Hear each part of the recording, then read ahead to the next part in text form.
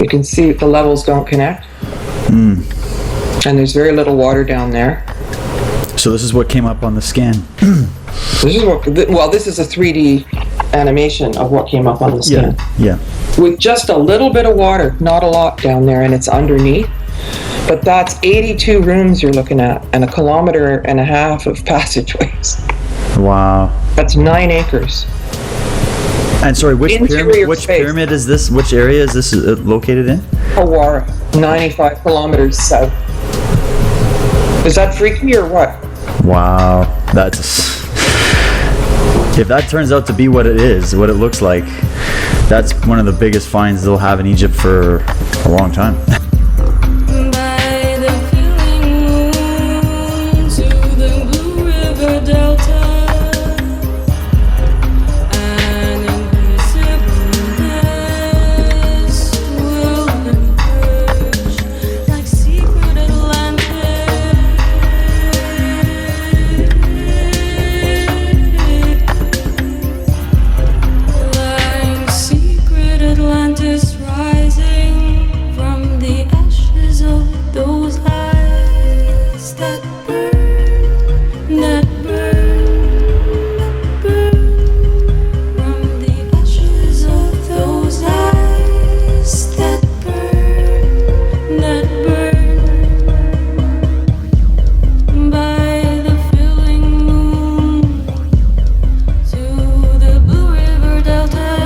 Welcome, ladies and gentlemen. My name is David Whitehead, and I'm here as well with Chris Rusak. We are Modern Knowledge. Our website is modernknowledge.ca, and we are bringing some groundbreaking knowledge to you today, speaking with the lovely Dr. Carmen Bolter once again, following up with her on the interview that I was able to do at our Vancouver stop of our recent event, Disclosure Canada. And Carmen, you've got some incredible things happening behind the scenes. This is something that is happening right now, and you've made some huge discoveries and some huge insights about what's going on in Egypt. And let's maybe kind of refresh for people that are watching this interview for the first time. What's happening? How did this discovery come about? What is the discovery? And then let's dissect it bit by bit. The Hawara Labyrinth has been known over time, all the way back to Herodotus in 450 BC. And he talked about this complex that had 1,500 rooms on 2 different levels, a total of 3,000 rooms. And then over the centuries, Pliny and Strombo and all these different people have talked about it. And Sir Flinders Petrie in 1881 went and did a full dig and found a whole Roman level, and then a Ptolemaic level, which is Antony and Cleopatra's time. And then there's 2 more levels below it. So in archaeology, older is deeper. Now there's been teams, a Polish team, a Belgian team, that were doing work up until 2008. And they went to the site and did ground penetrating radar by laying the wires right on the sand. But no one had done space archaeology on it. And so this is a completely new technology, a completely new way of being able to look through layers and go all the way down 6 kilometers down. And so Klaus Donner and his company out of Germany and Vienna have developed this software application that goes on the live satellite feed, and it's working with quantum physics and standing columnar waves, so longitudinal waves and Maxwell equations. And that's all to say that it's similar to barcodes. So what you see, how the information on a barcode at the grocery store will give all the information about the product. It's similar, in the layman's terms, that's the simplest metaphor to go for in terms of how this works. Now, most ground penetrating radar, there's lots of different applications out there, but nothing is like this one. Because what this one can do is it looks through the layer. So the other ones, if you hit something, that's it. If there's something underneath, no can do. You can't see it. And so, but the other thing is that each element, each anomaly has its own pattern, logarithmic pattern. And so they do a scan for pottery. They can tell the difference between pottery, water, precious metals, precious jewels, bone. Okay? And so each of these have their own characteristic signature. So the way that this technology has been used is governments will call up and say, well, we need water. They did one for California, and they found two underground rivers at 160 meters and 170 meters, something like that. But they found water in Zimbabwe. They found diamonds in Brunei, gold in Bolivia. But mostly when they find stuff, it's just like 5 deposits. They can do oil and gas, but they don't want to because of the environment, and they'd rather turn their attention to things that are more useful, for humanity. So this technology is phenomenal, and Klaus Donna's friend has developed this particular one. So there's other space archaeology that's being done, but not like this. So, and when was this particular, I guess, discovery? I mean, it's been discovered in the past, as you said, but not to this level. When was this recent scan completed? Christmas Day. So I found the coordinates. See, that's the other thing, is that the team from before had the driving directions, but they didn't have the coordinates. And so I have been looking for this place for 25 years. And so I started thinking that these chambers would have been under the Giza Plateau. And I spent 5 years going down under the hole. And then there was this picture, an image that had been sent to me. It's actually on my website, of this trapezoid shape with a circle in the middle. X marks the spot, and something that looked like a pyramid. And so in February 2012, I led an expedition into the open desert, again, looking for this place. Like, I've got the sense, and the past life memory, that there's something that has this huge space that's very, very deep and very, very old.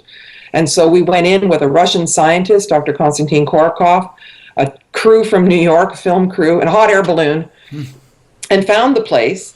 And we had to fly in there. It was a military zone. Wow. With unexploded landmines. Couldn't have been more dangerous. I mean, this was a real adventure. And then we got there, landed badly because it was late, bumped around on the desert, and then went walking to this place and went, oh, it's falling apart. It's modern. And they had literally built a concrete pyramid, and the Air Force was using it as a target for their pilots that were practicing. So we measured the energy fields on the Earth, and they were all wiggly still, even though it's, could have been many years since they'd used it. And so that was just to say that was a dud, and that was 3 years ago. So, okay, that's not it. Giza's not it.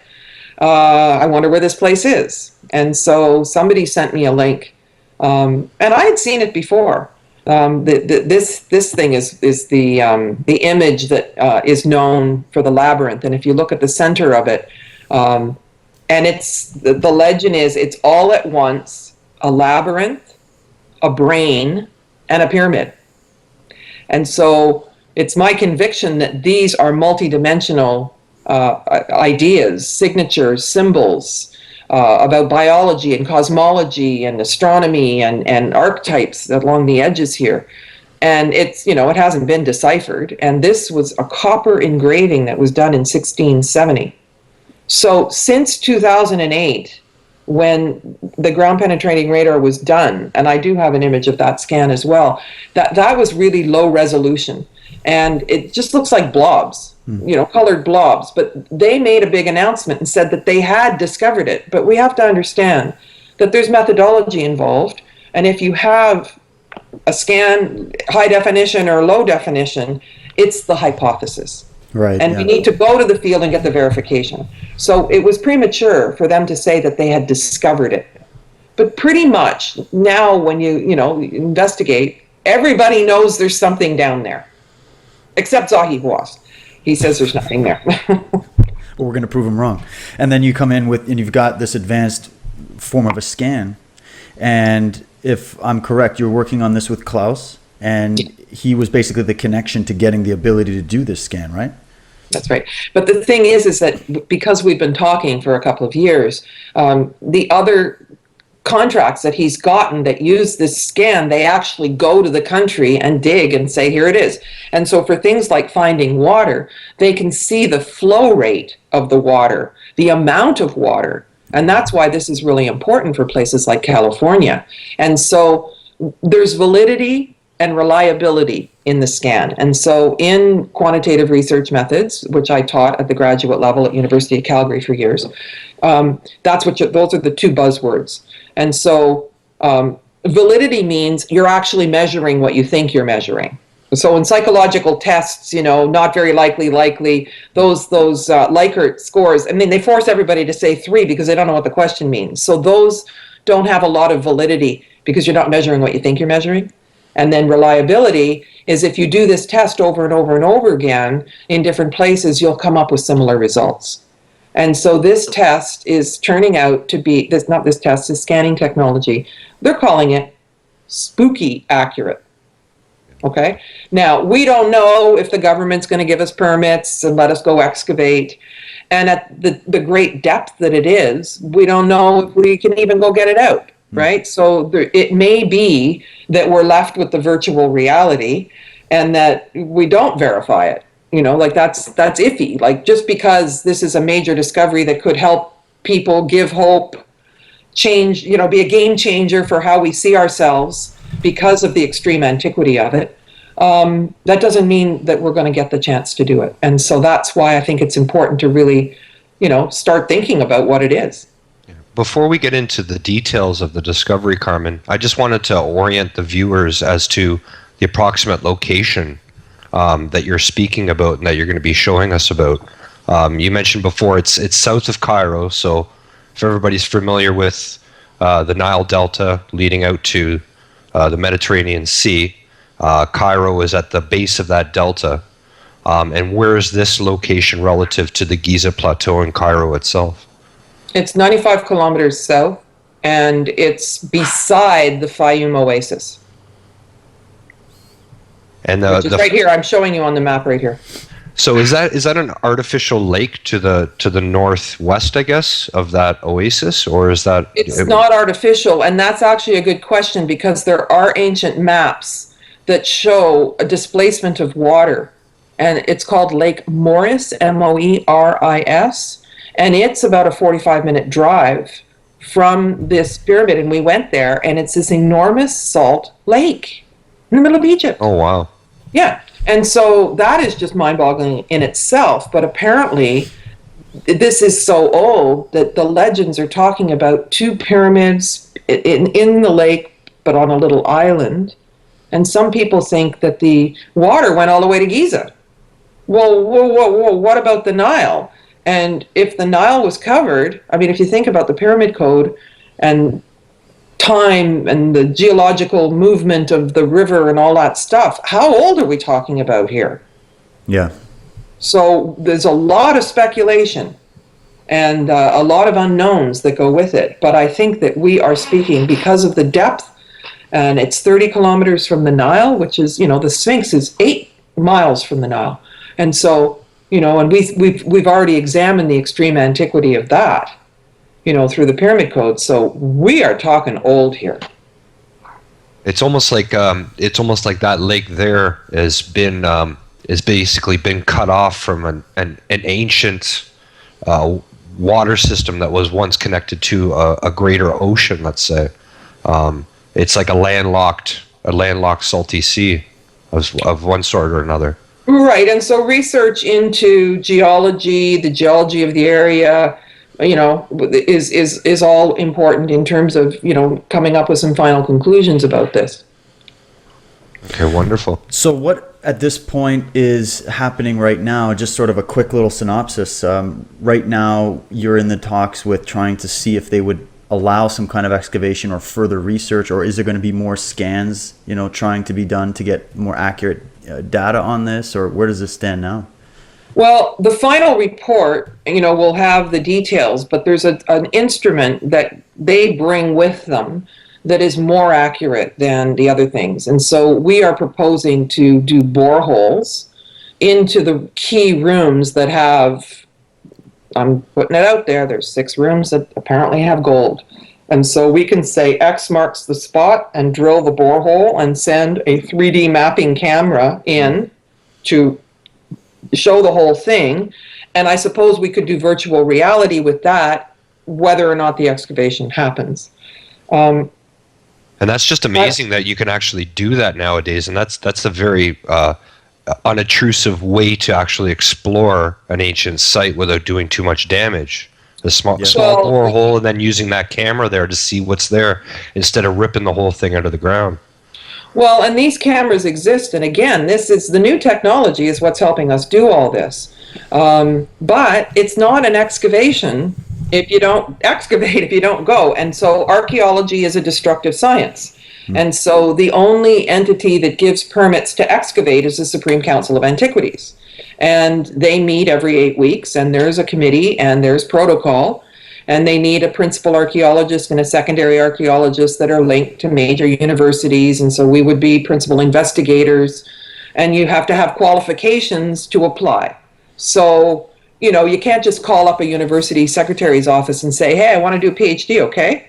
Yeah. And like, well, I don't have a master's or a bachelor's, but no problem, right? That's not how it works. You know, applications are very, very long, drawn out processes where you fill in all the different categories and then you make the proposal. So, you know, we're proposing cultural heritage and visitor center and marketing and all that kind of stuff, but also all the virtual reality apps and all of that. And the documentary being made as we go along, all of that is on the table. And so the step, though, is even though we've got this scan, it could be just like Google Earth, 5 meters off or something.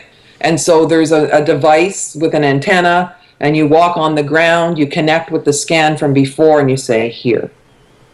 But the trick is the depth, because none of the other stuff that they did before actually is showing that. And so their scans even say somewhere between 5 and 12 meters. And so this was the most sophisticated technology they had then. 8 years ago is a long time in terms of technology. So newer is better and older is deeper. Those are our little buzz phrases. Well, do you want to take people on a little journey? I know you have a bit of a 3D, you got the 3D mapping there. We can show them just so they can get a visual concept of how big this is. Yeah. Okay, so I'm looking for the blue scan right here. Nope, that's the blue-red. Well, there you go. There's the elevations, and somebody must have known that the rooms follow parallel to an existing canal that's there, and these chambers are really big. So I guess I can just show you this little animation here that's showing that the levels don't connect. So it's completely separate, 2 levels, with no snakes and ladders connections between them. So what a lot of people, think is it's going to be like a tomb where you go up and down in between the 2 levels. And so in my mind, this suggests that it's different constructions. Yeah. And this is a reoccurring theme in Egypt is different stages of the civilization building on top of more ancient structures in order to provide a place marker or just to guide people to the sacredness of that site. Do you think that this is something that's happening with this site here in Hawara? Well, I don't think it's a temple. My dog is barking. That's okay. Should I go save her? She's a welcome guest on this show. You know that, Carmen. Right. You have to. She's going to keep barking unless I go get her. Yeah, you know, David. They would always build a newer structure over top of an older structure. Yeah, it's as if maybe that spot, for whatever reason, was known to have something already there, and maybe throughout time there was the older original dig with the setup. And we'll get into Carmen. Oh, hello. This is Bella. She's got the best sunglasses in the business, man. Yeah. Okay. Sorry about that. No, Chris and I were just talking, thinking about the way that looks, is you seem to have sort of like the first dig, the first construction. You seem to think that this is more of a practical application, possibly from some pre-Diluvian culture going underground, possibly storing some of their technology, some of their gold, some of their whatever artifacts.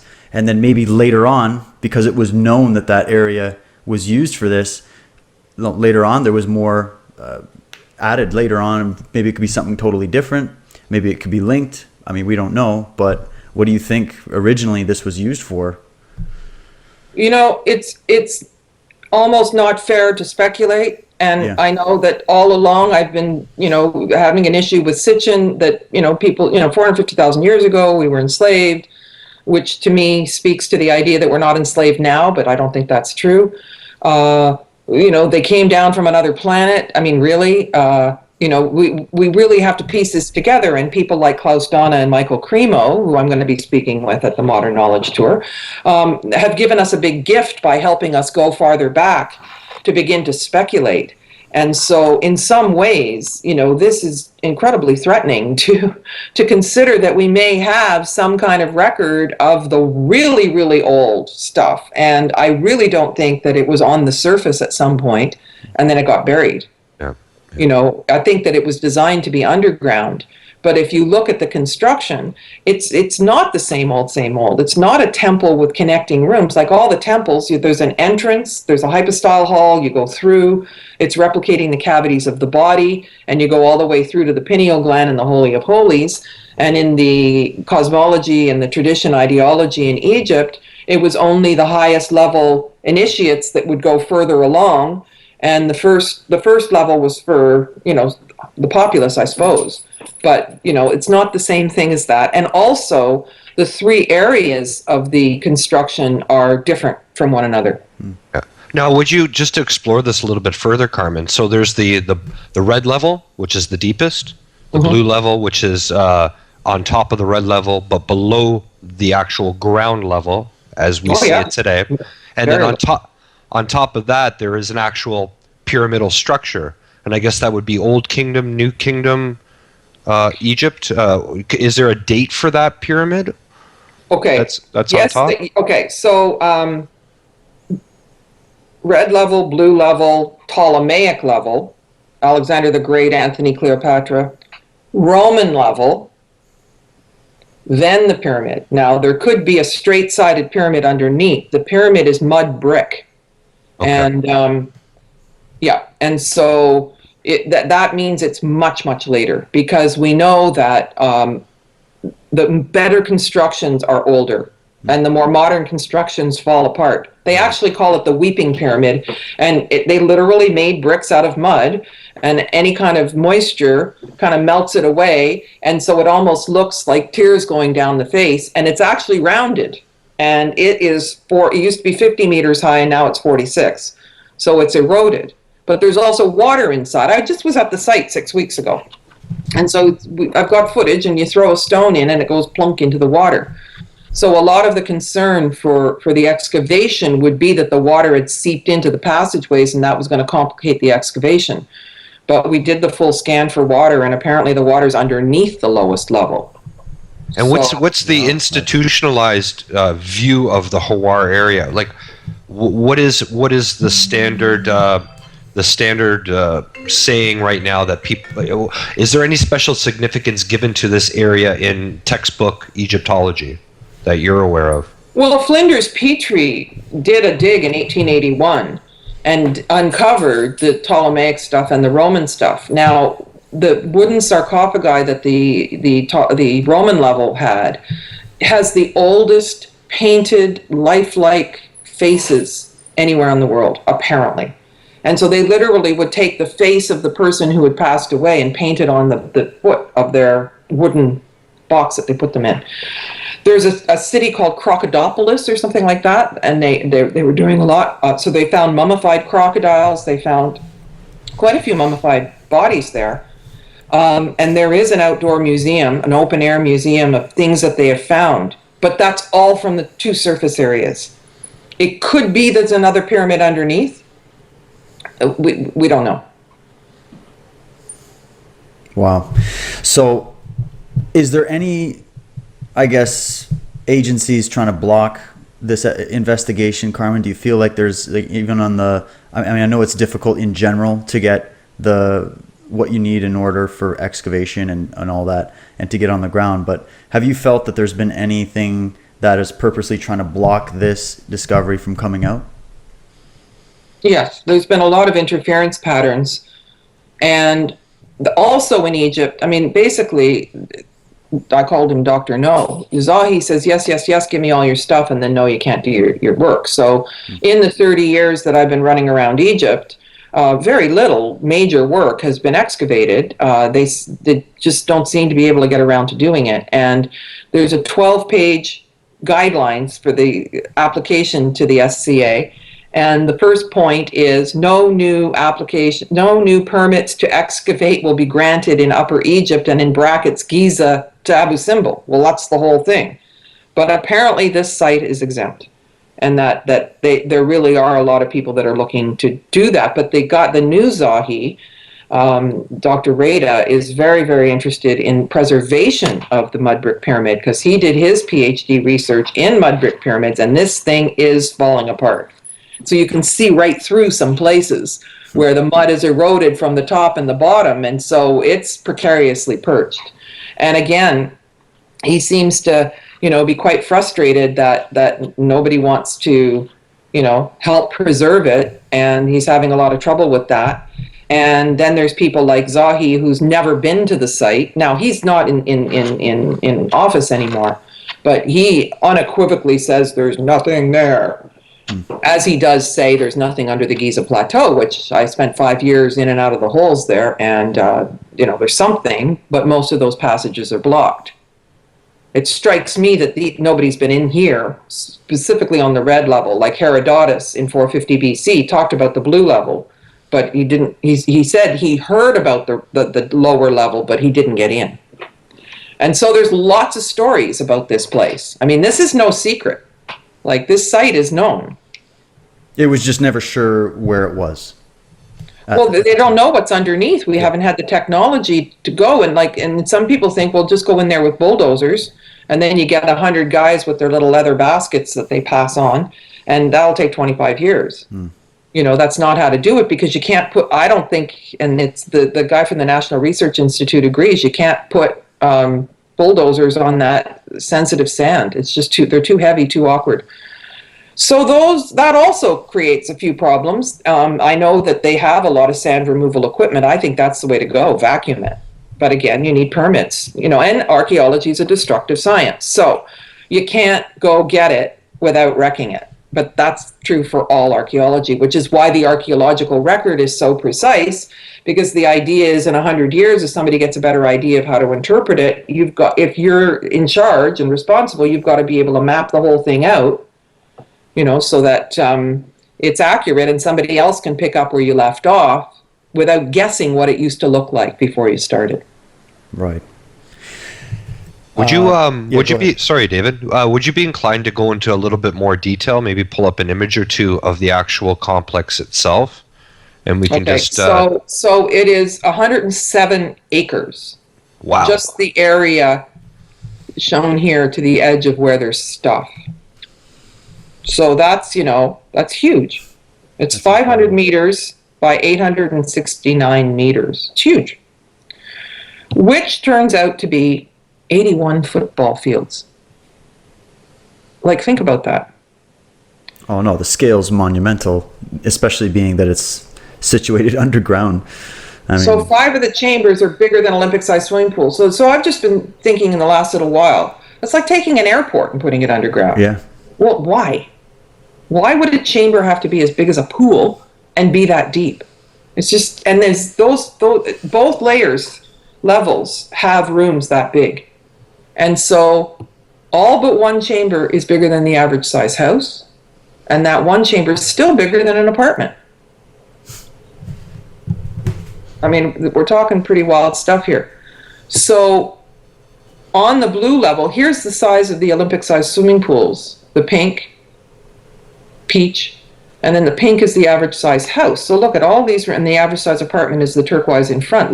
There's 31 chambers on the blue level, but they're in a decreasing order. So it looks random, but none of the chambers are the same size. And when you see that the red level follows that, and here's the one chamber that's slightly smaller than the Olympic pool, but these are bigger than the house. But they follow a kind of descending, path, and so it looks random when you first look at it. Yeah. But I measured all the rooms off the scan, and then you can see, there's each chamber. So the biggest one on the blue level is 19,580 square feet. I mean, what? Like it's really hard to wrap your mind around it, which is why I'm trying to, put it into metaphors. Yeah. Right? And so, I mean, what's this, the size of a grocery store? I mean, 21,409 square feet. And so the exterior area is 81 football fields, 107 acres, but the interior is 9 acres inside. Like, you know, it raises more questions than it answers. That's right. But I also think that a really good question is better than a poor answer. You know, like, it's uncomfortable not to know, but I think we all have the propensity. Well, what we see on the news, on television shows, and in school is this is what it is. We know, and it was this day, and this guy built it, and all that stuff. And you know, really, maybe. Yeah. So this is raising a tremendous number of questions. And then these purple lines, which are the single passageways, are 1.4 kilometers, 1.488 kilometers of passageways. So what's that about?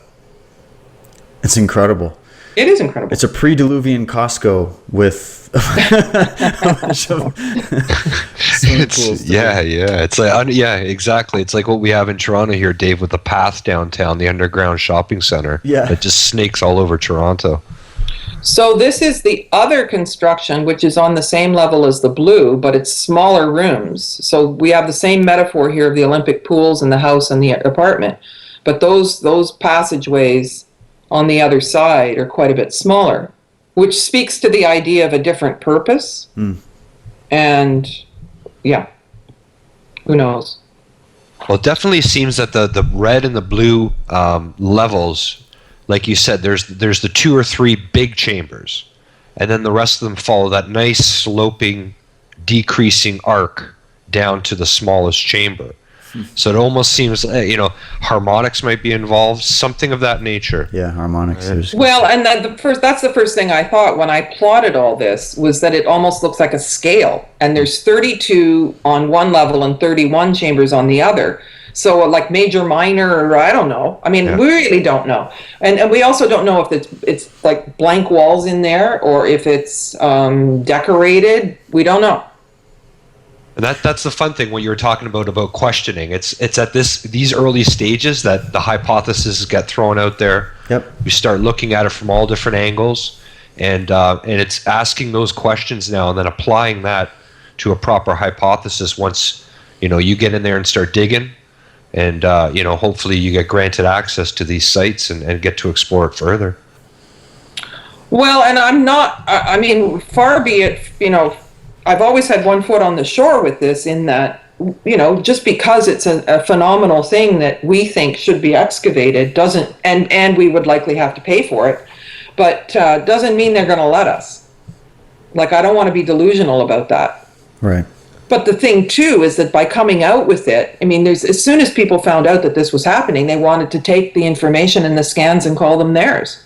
Yeah. Well, that also isn't right. So in this dog-eat-dog society, and in this milieu that we're in now of pirating everybody's stuff, and Pyramiko going on YouTube 15 minutes after it came out on DVD, like everybody's just taking each other's stuff and saying it's theirs, or using each other's pictures and making it look like not giving copyright. And so I have a real issue with that. And working in the graduate division of educational research at the University of Calgary for years, and sitting on the committee, PhD committees, candidacy exams, admissions committee, all this stuff is like, if you're going to publish, it has to be done properly. And because people can self-publish, there's this real propensity to say, it's true because I said so. Yeah. And that is something I think we really need to be vigilant about and give credit where credit is due. And so it's just amazing to me how people don't care about this aspect. And it weakens everything. Like I did notice at Modern Knowledge when I was there in Vancouver, that people were very, very much, and in issues like UFOs, I mean, how do you prove anything? Well, but everybody was tracing how they knew. So I don't think the audience should ever be left with, how do you know, according to what, or what do you mean? Like, I think it's incumbent upon the speaker to help the audience understand and to trace what they're saying, so the audience goes, oh, I can go look at that up myself. That's right. You should be able to duplicate. So that's the platform I'm standing on, and this is me sharing it first because someone else is coming along to say, no, we found that. So it's unfortunate that life works like that. Totally. Well, and ultimately it should be about what we're talking about here. This is our history as a species on this planet. You know, we shouldn't continue the line of really fighting over it. We should actually be teaming up and trying to get this done. But like you said, that's not how a lot of people see it. They see this as opportunistic. They see it as a way of boosting their career. There's probably people that even in mainstream archaeology eventually who might not even want to touch this just because it might threaten everything that they've built their foundation on previous in their work. And this has been something throughout archaeology that's been an issue for a long time. So we're in that age where all of these new discoveries are starting to pop up. We're getting new technology to go back and look at things again and have a new analysis of it. And there's all this competing going on, but it's kind of putting everything on its head. Do you feel like it's kind of a chaotic time in the world of, you know, ancient human origins right now? Well, it is, and there's been a real habit that if something doesn't fit within the 6,000 year time mark, that they bury it again. And Michael Cremo's one to have noticed that, and Klaus Donna as well. Like, they found some really ancient things in Peru, and he took it to a thermoluminescent dating lab, and they came back at 4,280 years or whatever because they don't want it to be older than 5,000 years, and the lab's not allowed to say it is. So they kept this one artifact over a year, and then they didn't charge him. So what do you got? You got a lot of fudging around. So then you have to, get the right lab, and then you got to get the, and so, but it's coming out anyway, and this may be it. This may be the whole enchilada that I've done the calculations of the size of the rooms, had this animation made, and we may not get any further. That doesn't mean that isn't still significant. Right. Yeah. So where does it just stand on this actual day, late May 2015, with you and your application to the Antiquities, Egyptian Antiquities Department? I have a mentor from the National Research Institute that is coaching me in making this application tenable. To have the right level of credentials of the people that are involved that have the characteristics. Now, they've set me on the path of finding the archaeologists, and I've been interviewing some. And like I said, there's rules, lots and lots and lots of rules. But also for me, having studied archaeology at the graduate level, you need people who can think on their feet, who have field experience, who have experience with huge amounts of sand, who understand the cultural patterns, that can say of all the patterns, because a lot of people just go into one field and they're not measuring it over long periods of time in a large area, right? So the trade routes for frankincense and myrrh over 4,000 years in the Arabian Peninsula, the dispersion of pottery technology over 3,000 years. And so someone like that can come in and say, we haven't seen anything like this, right? With unequivocally knowing that. And so I've been interviewing the archaeologists, and I'm about to present to the National Research Institute about who would be best suited. But we have to look for availability and past experience and credibility and know-how, right? So it's intense. So and again, pardon? So even though there was a regime change in Egypt with Zahi Hawass now on the outside, do you see any change in the approach when confronting new ideas about Egypt and about its history with this new and current regime that's in place? Yep, there's not going to be anybody like Zahi, but you probably saw that thing that went viral, that video about a month ago, did you? When Zahi and Graham Hancock were debating. And that was tied to a trip that somehow Graham was doing, that they were including this site. And they had booked Mena House to do a debate. And it just turned into a shouting match, and Zahi stormed out. And so he still seems to have his finger in a few pies. And he has his kids, which are people that he trained that are in there. So yes, I think it is different. I have met the new Zahi. I think that people are professional and intelligent and interested and all of that, but it's still a government, You're still going to have that red tape. And so Yeah, I mean, it's different there. Like when I was there recently, there's a different feel to Egypt. Tahrir Square, we stayed a block off it, and it's got this real feeling of pride. You know, the square is all cleaned up. They put a monument up there about the revolution. But since, I mean, the revolution was all about food prices going up, and up, and the value of the Egyptian pound going down, down, and down. And that's just continued to get worse. So utility bills are 800% what they used to be. But there's certainly nothing like we pay in Canada, because they went from $2 to $16 for electricity a month. $2 a month, I'd like to pay that. Right. Okay. So the people are still suffering, and the regime change gave them optimism that they could stand up for themselves. But the truth of the matter is they're still getting crushed financially. Yeah. And the other thing is the price of gas was 10 cents a liter for years and years and years and years and years. And then all of a sudden it corrected to market value. And I couldn't figure out why the traffic was moving so well. And they built a tremendous number of new roads, and they're putting in a magnetic levitation train that the Chinese are building and all that. But the traffic's flowing better because people are leaving their cars parked at home because they can't afford the gasoline. For the gas, yeah. So, you know, like, it's better. I think it's better, but it's still a government. I mean, it's still patriarchy. Yeah, it is, and you're in Egypt quite often. And what does the everyday common Egyptian citizen think of this type of information? Think about their history. Do you know what they're taught in their schools there? Do they have any, like you mentioned the word pride, do they have any pride in their history and exploring their history, or they just let the government take care of that for them and pretty much tune it out themselves? Well, even in the villages right beside in front of the pyramids, you know, like, they don't care. They don't notice. It's not Muslim.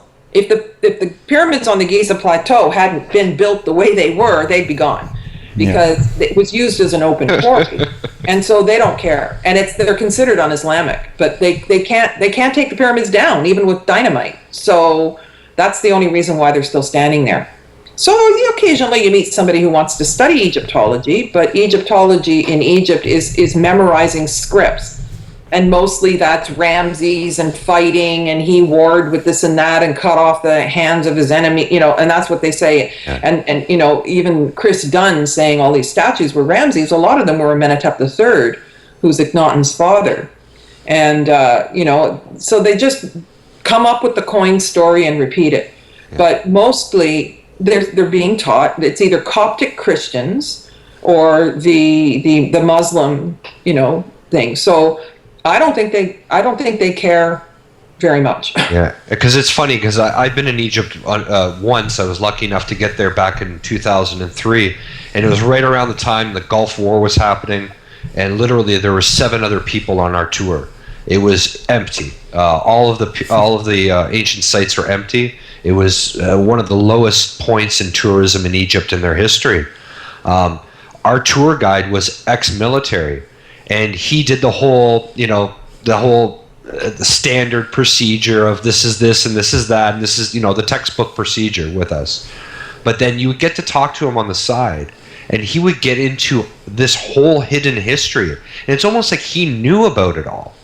And he was willing to actually teach us about that history.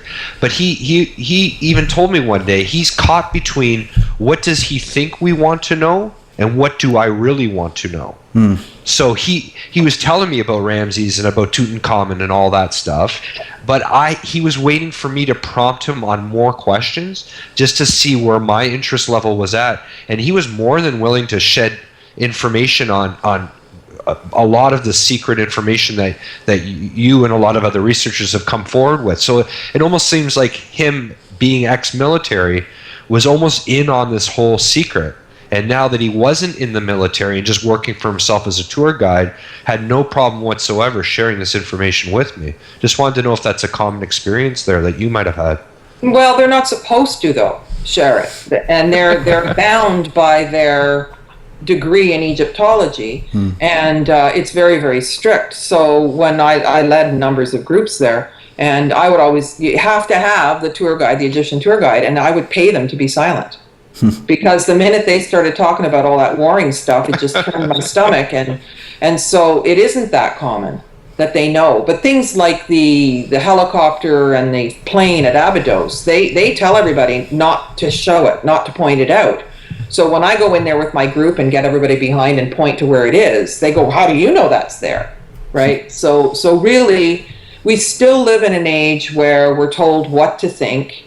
And the Egyptian temples speak for themselves. Like if you go and stand, because they're accurately replicating the cavities of the human body, and the pyramids are replicating the whole DNA, and then the planet and the solar system and the galaxy is all kind of a mirror in the quantum physics sense. You can have an experience regardless of what anybody's saying. Right, yeah. But if they distract you and say, go look over there, then it doesn't work the same way. And so, no, it's not common knowledge. And tourism has not recovered. It's at 5% of what it was over the years. And I've been going to Egypt since 1977, and steadily, since 94.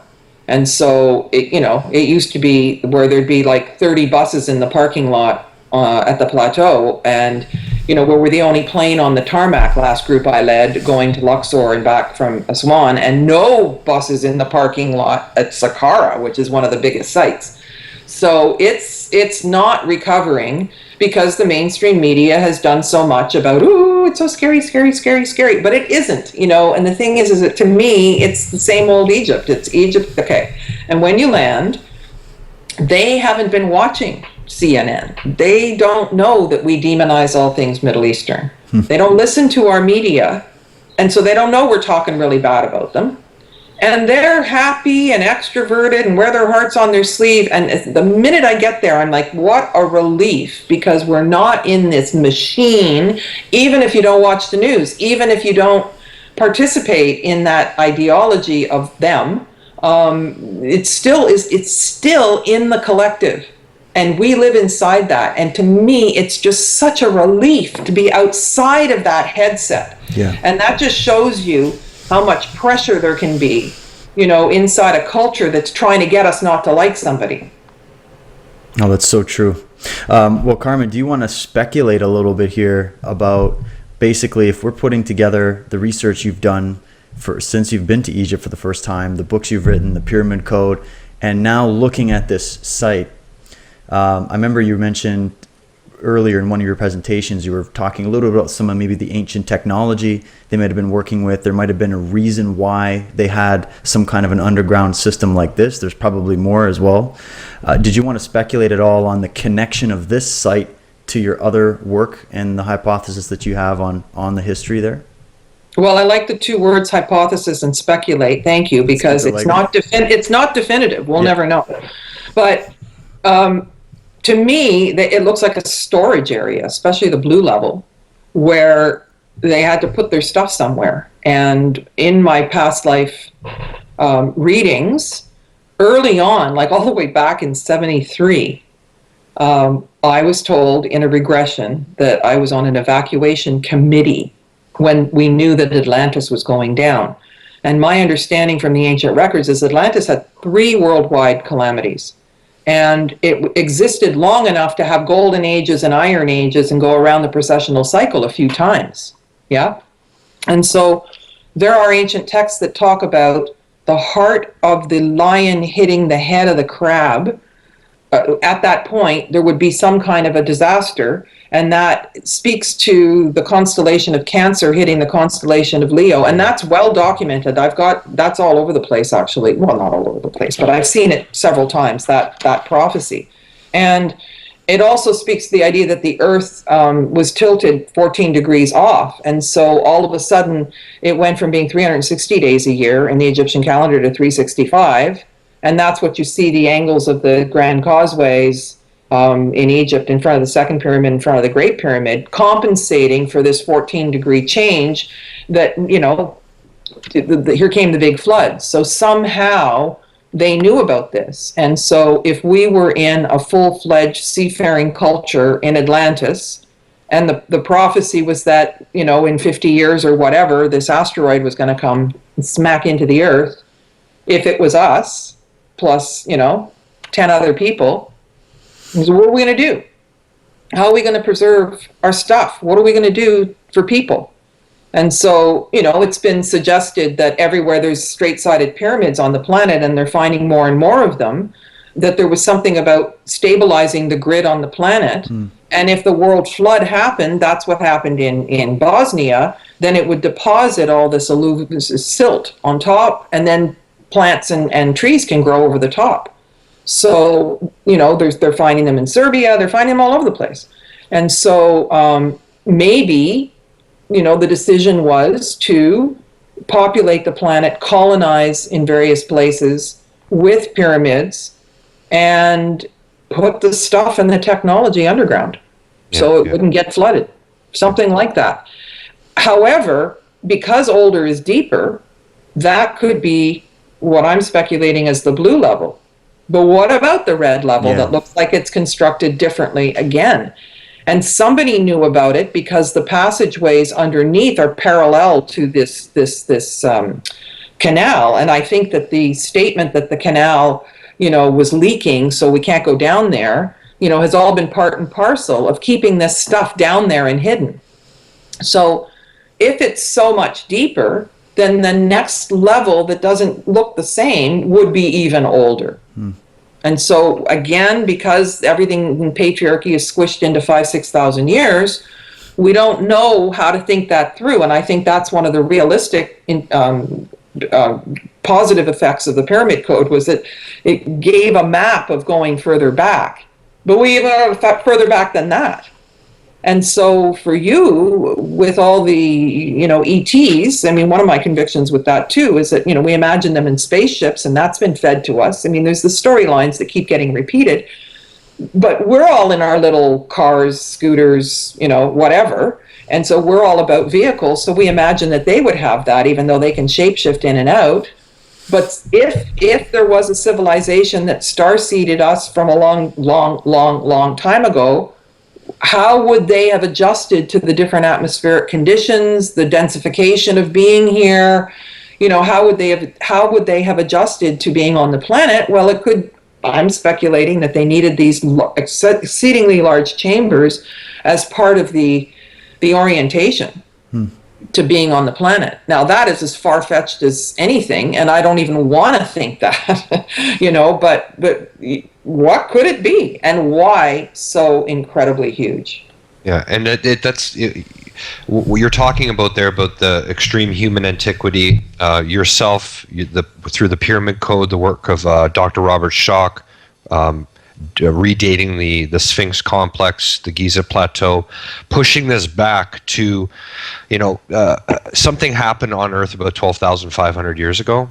This is the end of the last ice age. I've been recently interested in the mechanisms of the decline of that last ice age, and there's an event that people are calling, researchers are talking about, called the Younger Dryas event, where they think that an actual comet came in over North America, instantaneously vaporized the continental ice shelf, that huge mile-high ice sheet that covered all the way down to the Canada-US border.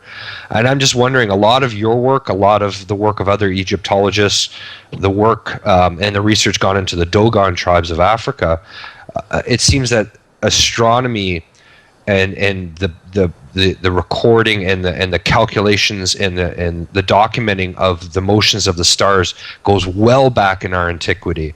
And what's to say that on your hypothesis here about these being storage areas, what's to say that if these things are actual, like you said, storage areas for an event that they knew was going to happen because of those astronomical calculations and observations that they were making? So it's almost like a bomb shelter of sorts, that they knew that something was going to happen around 12,500 years ago. Whether or not they saw this comet come in, that was the catalyst for the decline of the ice age and the flood itself.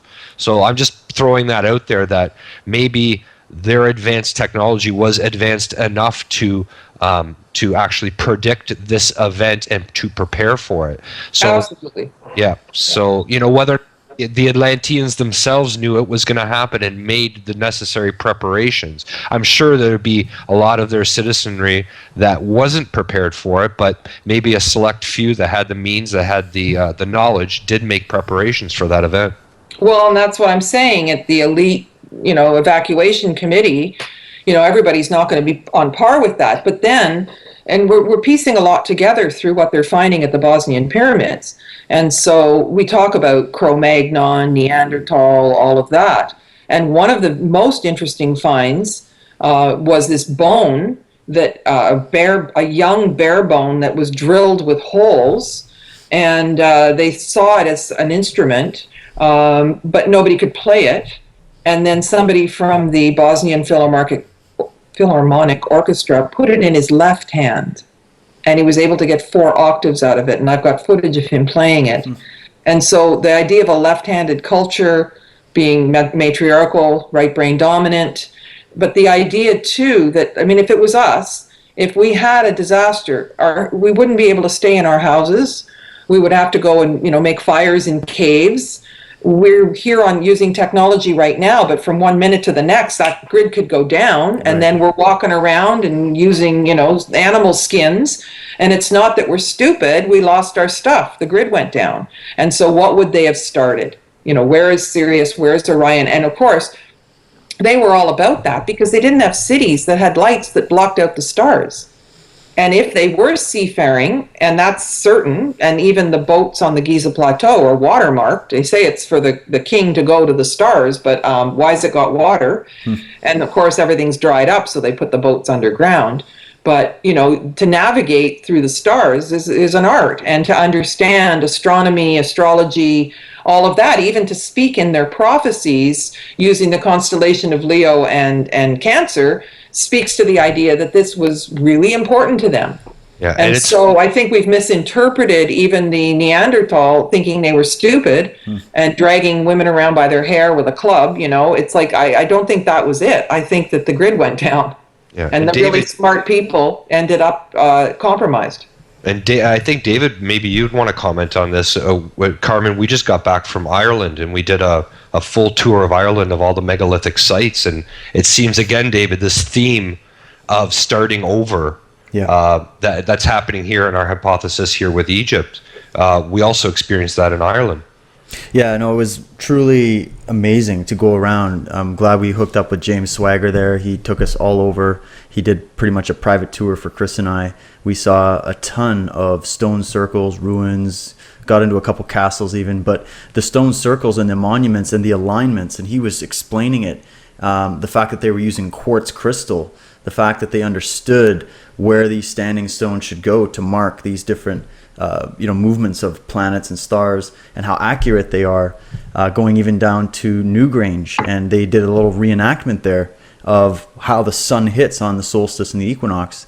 And it's just, when you get into some of these ancient places, and I plan on doing more, trust me, I'm just getting warmed up, but the more you get into these places, the more you start to see the level of care and planning and intuitive understanding and artistic rendering that is embedded in these places. And then just, Chris, you had that feeling too when we're standing in Newgrange and they turn the lights off.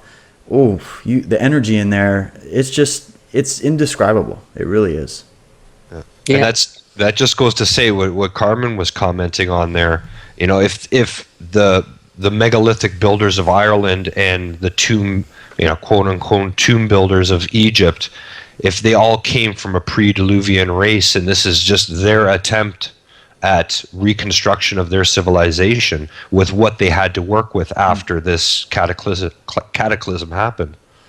Or, pardon me, these megalithic sites could have been put there before with the weight of them.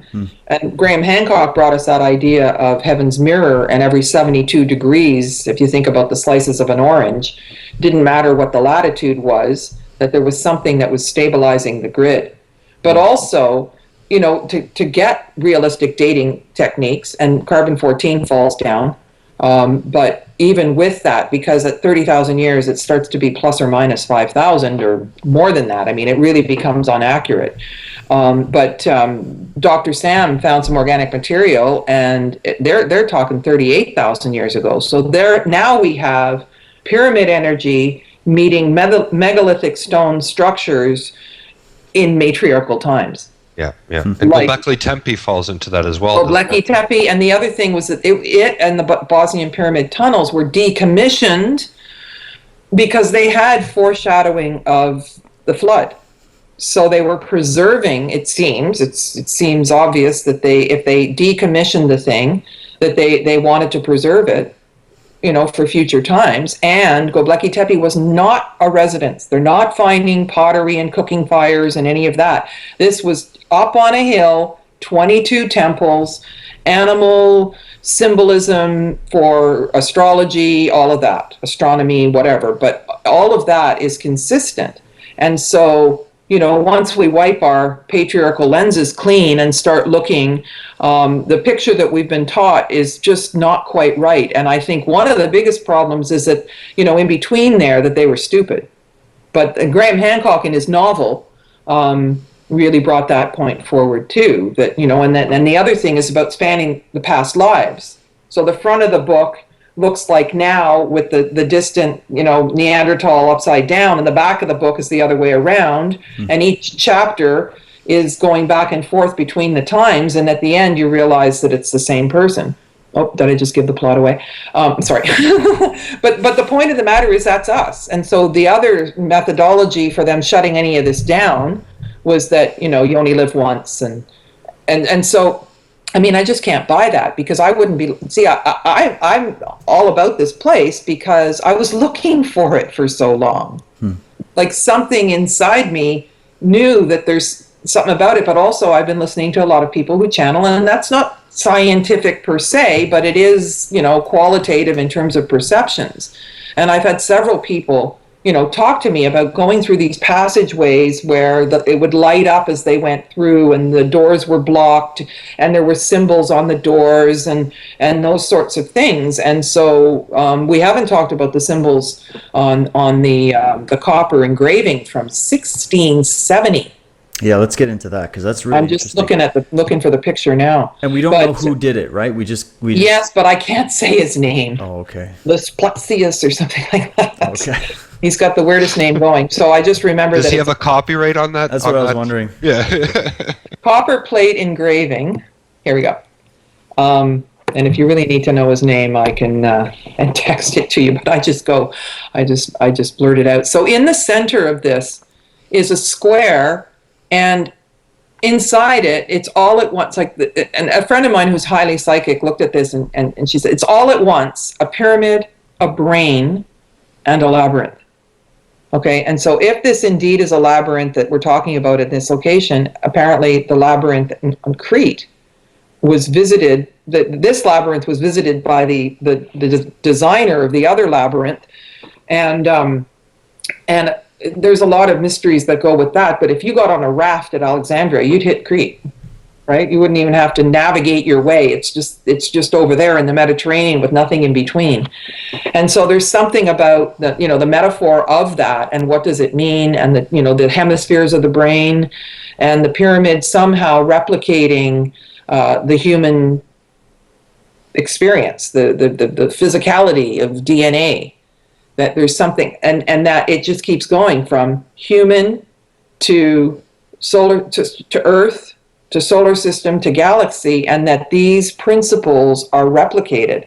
And so I think we accept that the ancients had high knowledge, but if you look at the sophistication and the variety of these squares, and then the archetypal energies that go along the outside, I mean, there's all kinds of different beings here.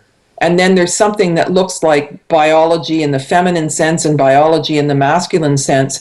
And so to me, this is code. And I feel really comfortable with it. When I see it, I feel like my being settles down. And it's like, yeah, I know what this is. I mean, I don't know what I know, but it feels like it's connecting on a very deep level. Yeah, now, apparently, whoever made this was copying something that they saw down there. 1670 is a long time ago.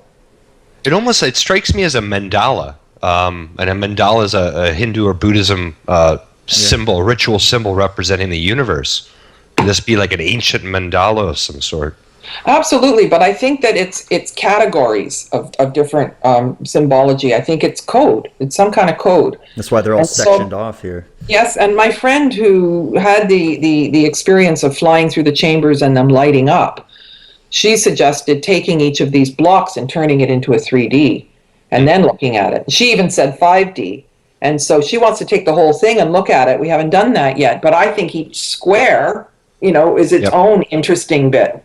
Well, that actually comes from the movie Contact. If you ever watch that movie, they get a message from ET and they're trying to decipher it with their right brain, and they're looking at it in 2 dimensions. And what it did was it took someone to take that 2-dimensional image and fold it into 3 dimensions, and then the key was found, the actual primer was found to decipher the whole entire message by just folding that paper in and on itself. Well, let's do it, Carmen. You're going to decipher the code that is going to bring us back to our roots here. Our next lesson will be origami. Yeah. And I've been waiting, for somebody to do it for me, and then I'm thinking, okay, why don't I just cut it up myself and figure out how to use yet another program and just do it. But still, I think it's profound, super sophisticated, and then very simple at the same time, but so are pyramids. Super sophisticated and very simple all at the same time, but they're meaningful in that they're replicating something inside us, And so, the ancients weren't stupid. I don't know how handy it is to think they were, but, and the other thing I keep thinking, back to the idea that we're sitting around the committee, the evacuation committee, like if we were way back and, we knew that everything was going to go to the situation we're in right now, where ignorance reigns, stealing is, acceptable, and the truth is optional and all of that, and we were to leave something for ourselves to be triggered, what would we leave? Like, if it was up to the 3 of us, and I suppose other people on the committee, and we had this high knowledge, and it was known that we were going to go into this bloodbath, blood from death, darkness, enslavement of all humanity and financial messes and all that, what would we leave? Right? I think that's a really profound question.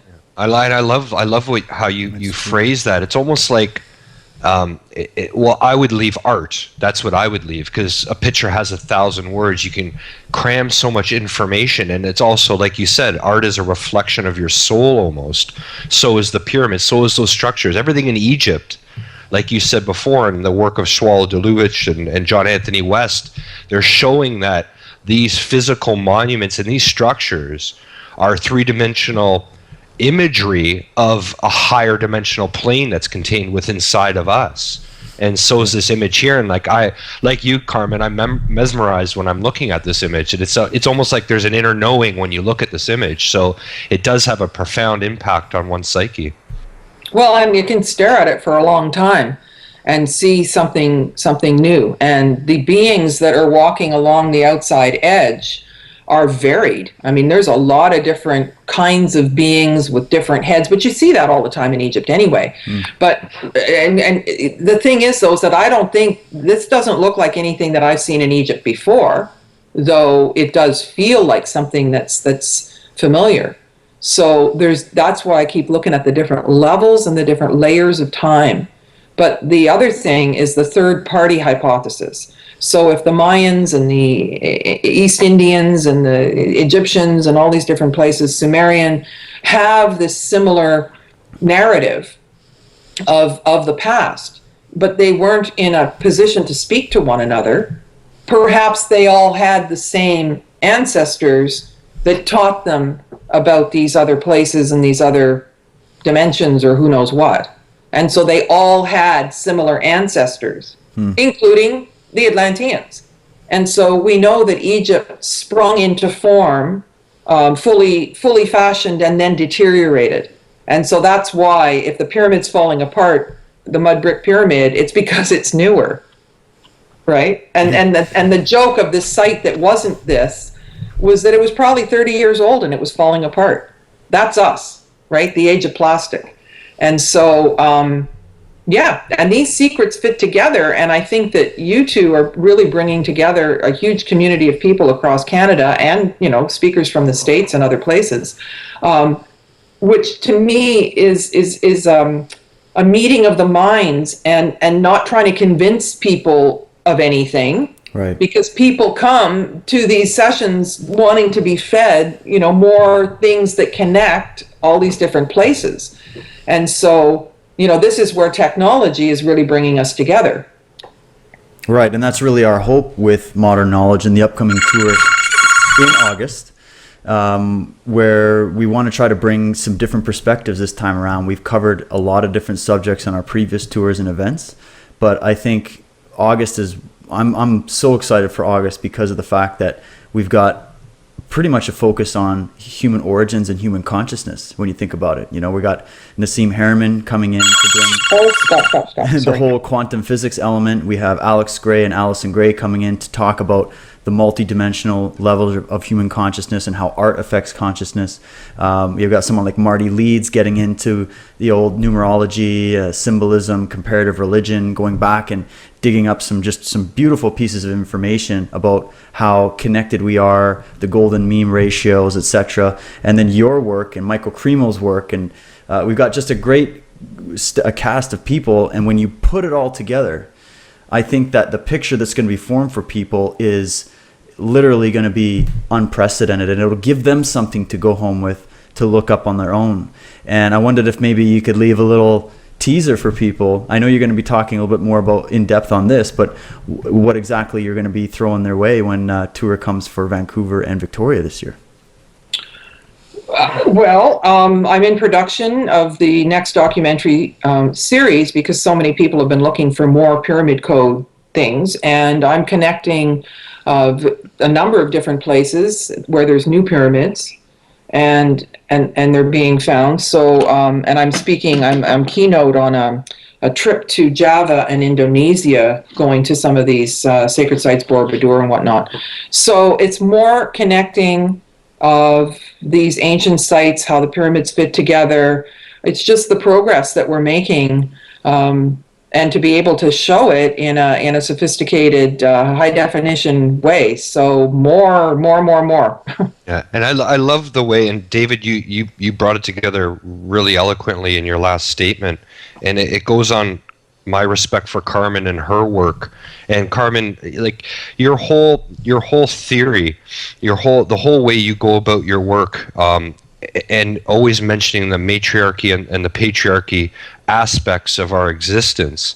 In today's modern technology, the age of plastic, as you put it, that for me, that's the scientific age doesn't really marry well with the intuitive knowing that we all have. And I just love your work because you're not afraid to go out there outside the boundaries of science itself and bring in that intuitive aspect to your work. And I think that actually goes a long way in breaking down that patriarchal paradigm that we currently exist in. So I just wanted to thank you for that. Well, and people think that matriarchy is the opposite of patriarchy, where, women are going to control men and drag them around by their hair. But that's just not the deal at all. Like, I think we're going to come to see the last 5,000 years as a patriarchal hiccup, which is a failed experiment of what happens if you lop off the balance, lop off the sacred feminine, because we need the balance. And so, I was interviewed the other day, and somebody said, well, don't we need a little bit of evil just for good measure? And I'm like, I'm about done with evil, if you don't mind. It doesn't mean we're not challenged and we're not, looking to become more conscious. But done that. we're in a crisis of values. Yeah.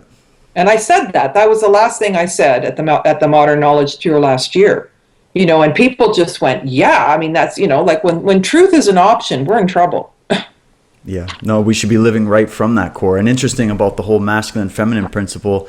When you look at it, you have obviously the positive and negative sides of both, and there's been imbalances in both areas, and you can see that even in pop culture. I mean, just looking at the way women are being addressed and viewed and itemized and almost brought forward as some kind of a sacrificial corpse. This is the symbolism coming out of Hollywood and pop music and whatnot, a very negative view of femininity, as opposed to bringing the beauty from these ancient bodies of knowledge that will help re-inspire the positive feminine act. And I think, and I was speaking actually to some Michael about this, Michael Tessarian, and he believes that it's going to be the positive femininity, the positive feminine side that is going to literally save the planet. The masculine side can't do it alone.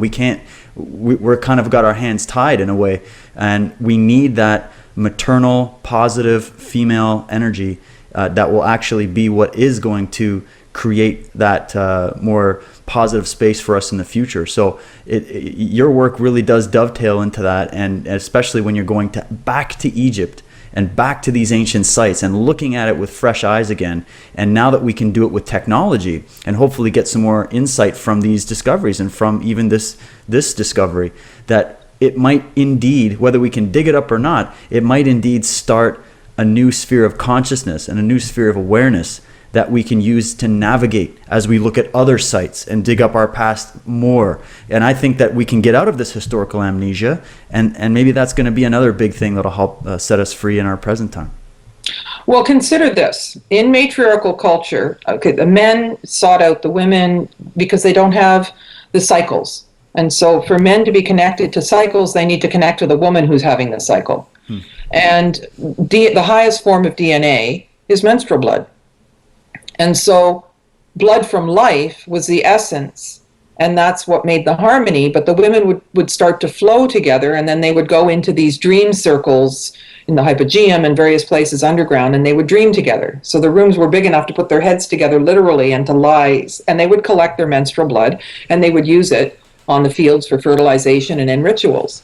So the Virgin Mother Crone were the three aspects of that: white, red, and black. And that's the triple goddess. Okay, so everything was working within that. Well, when the patriarchy took over, they were still wearing, that high hat, the red, white, and black, and the dress. But then they started sacrificial lambs, blood from death, and sublimated that we don't just die and get reborn, because the Egyptians didn't even have a word for death. And so we sublimate this whole aspect of death being like being reborn into the arms of the great cosmic mother. Which you're being born into your next phase of what you're doing. We've sublimated all of that. So now we just have this obsession with death. Blood, dead, killing, dead, blood from death. Yeah. So anytime you see blood sacrifices, it's on the other side of the blood from life, which is completely different. It's the baby can be born inside it. Yeah. It's worse than just a misinterpretation of those older understandings of what those, particular rituals or rites of passage were used for. It was a manipulation of it, in my view, in the same way that when you look at religion, there's obviously those positive qualities to these different religious texts and ideas and teachings, but they siphoned that out of those positive traditions from which they were originated, and then later it got bastardized and changed into this idea of, well, our religion is superior, or our ritual has to be about physical death and blood and sacrifice, as opposed to understanding, a connectivity and a maternal earth mother or whatever. So there's been a distortion, really, either way. Historically, there's been a distortion. Some people call it the Great Schism. Some people think that it was because of the ancient cataclysms, and there must have been a few, but because of these cataclysms that literally fractured our genetic memory, our consciousness in a way. And then the priests of old that, they basically just took advantage. They took advantage of that and started, keeping the direction going of control, of, more of a negative patriarchy, of ruling and kings and queens and priests, etc. So we're in this process now. And I don't think maybe a lot of people understand what we're a part of in the modern day, but we are in the space of remembering all of this, not just the good, happy parts, but even the negative stuff too, so that we can deal with this trauma. And that we can put these puzzle pieces together to really get a handle on the present. Because we're not going to be able to survive another type of event like what our ancestors must have gone through, if that comes, if we haven't been able to put the pieces together from the past. So I think that the work you're doing, Carmen, and so many other people of really trying to get in there, keep hypothesizing, keep theorizing, keep throwing everything we can at it, because it's what is necessary for us to make headway. So I personally am very much looking forward to your presentation coming up in August. Well, thanks, and I'm really looking forward to doing it because the audience is so rich, if you will, even if we're not rich in our pocketbooks, we're rich mentally. That's right. Yeah, there's a lot going on, and I just want to put a little, caveat on what we've done here today because, the whole idea is you're supposed to keep everything secret and you're not supposed to share, and then people can come and take your stuff and say it's theirs, and I feel like I'm way out on a limb sharing this with you now because by August maybe it wouldn't have been as sensitive information, but this whole thing that we have to hide everything, we're not supposed to tell, we're not supposed to share, and I'm not sure. I mean, I don't have a gag order on myself, as I said earlier, but the whole hush hush, and are you going to get in trouble if you tell, and is it going to prevent you from being able to go do the dig because you tell? And there's a part of me that has really felt pushed this week to just come out with it. And I realize I do have a lot of support in this community and a lot of respect. And I appreciate that a lot, from the two of you and from quite a few other people. And so, but this whole thing is really nerve-wracking, because there's a lot of interference patterns. There's a lot of, who's listening and who's listening to our conversations. And, you can't send these documents because somebody's going to find out what we're doing. And it's just, that burden of that. I mean, now I've got the burden of truth, I suppose, because, I don't know who's going to, have their, toes stepped on. But this is my work, together with Klaus. And the measurement of the rooms and the finding somebody who could do the 3D animation and that sort of thing, it's not theirs, it's mine, right? And so it's unfortunate that I have to stand on a rooftop and say so. But, it's not fair out there sometimes.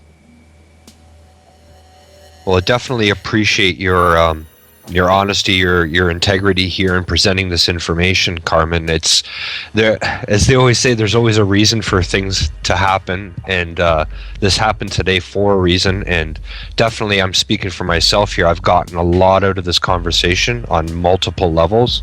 I'm still staring at this image right here that you have up on the screen, which is absolutely mind-blowingly awesome. So just on behalf of myself, I just wanted to thank you for your efforts, the work that you've put into this project, and we just hope that we can support you down the road as much as you need. When it comes to furthering this investigation into this underground labyrinth complex that you've so eloquently talked about today with us. So if there's anything you need, please do not hesitate to ask. Well, I'm going to be launching an Indiegogo campaign, which is to finish the editing and the few shoots that I still need to do in order to be able to put out the next series. And so, the truth is that the Pyramid Code went up on YouTube, and I've made like 20% back of what I spent. And that's also not right, to work. None of us should be working for free. That's right. While a few people get super rich on our backs, so that's all. I mean, we're all in the same boat, and like I said, we can be rich of heart and rich of mind. And hopefully, we can eventually be able to fund our own projects and get some good people involved so we can get this work out. I mean, that's really what the goal is. So we'll keep going forward, and thanks a lot for your time and for choosing us, Carmen, for a platform to bring this information out. It's an honor, and I definitely look forward to seeing you. We're about 2 months away, and can't wait. It's going to be a great event, and I'm so glad you're a part of this tour. Me too. And all the best to you in your preparation, and thanks for your trust. Great. Thank you, Carmen.